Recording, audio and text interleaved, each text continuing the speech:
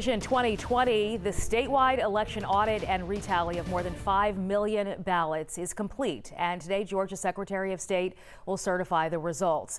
The audit confirming President-elect Joe Biden has won the state, flipping Georgia from red to blue.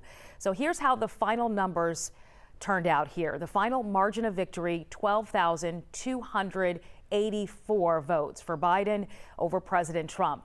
And a record-breaking total, this is the exact number here, 5,585 Georgians cast their ballot for president. So what happens now? Well, Georgia must certify the state's election results by 5 p.m. today. President Trump will then have until Tuesday, end of business day Tuesday, to request a recount. Federal law requires states to resolve any court challenges with the results by December 8th. And then the Electoral College meets to vote on December 14th.